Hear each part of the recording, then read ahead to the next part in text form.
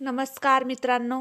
प्रेम, विश्वास आणि मैत्री, पण याचं नात्यामधून जर विश्वासघात झाला तर त्याचा शेवट किती भयंकर असू शकतो याचा थरारक उदाहरण समोर आलं आहे. भोकर शहरातील एक तरुणीच्या प्रेमसंबंधातून घडलेली जावेद पठाणची निर्घृण हत्या सध्या संपूर्ण महाराष्ट्रात खळबळ उडवत आहे. नेमकं काय घडलं, हत्या कोणी केली आणि आरोप कसा पकडला गेला, चला तर मग सविस्तर माहिती पाहूया. मिळालेल्या माहितीनुसार भोकर शहरातील एक तरुणीचे जावेद पठाण याच्याशी प्रेमसंबंध होते. मात्र या नात्याला तरुणीच्या भावाचा तीव्र विरोध होता.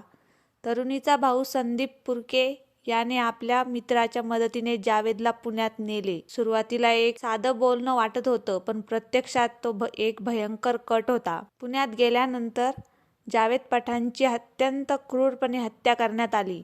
हत्या केल्यानंतर आरोपी फरार झाले होते, पण पोलीस यंत्रणा सक्रिय झाली आणि गुप्त माहितीच्या आधारे नांदेड जिल्ह्यातील वाजीगाव इथून आरोपींना अटक करण्यात आली. या प्रकरणात पोलिसांनी आरोपींना ताब्यात घेतले असून पुढील तपास सुरू आहे. प्रेम संबंधातून झालेली ही हत्या समाजाला हादरवणारी आहे. पोलीस तपास आणि सामाजिक संदेश या घटनेमुळे पुन्हा एकदा प्रश्न निर्माण होतो की प्रेम संबंधामधून संवादाऐवजी हिंसाचार हा निवडला जातो. एखाद्या नात्याचा विरोध असला तरी त्याच्यावर चर्चा, समजुता आणि कायदेशीर मार्ग असू शकतात, पण हत्या हा कोणत्याही समस्येचा उपाय नाही. पोलीस प्रशासनाने वेळीची कारवाई करून आरोपींना पकडले, ही निश्चित कौतुकास्पद आहे. मित्रांनो, ही बातमी तुमच्यासाठी धक्कादायक असेल, पण समाजात घडणाऱ्या अशा घटनांकडे डोळे झाक करून चालणार नाही. तुमचं मत आम्हाला नक्की कळवा. व्हिडिओ आवडला असेल तर लाईक करा, शेअर करा आणि चॅनलला सबस्क्राईब करायला विसरू नका. अशाच ताज्या आणि महत्त्वाच्या बातम्यांसाठी आमच्या सोबत राहा. धन्यवाद.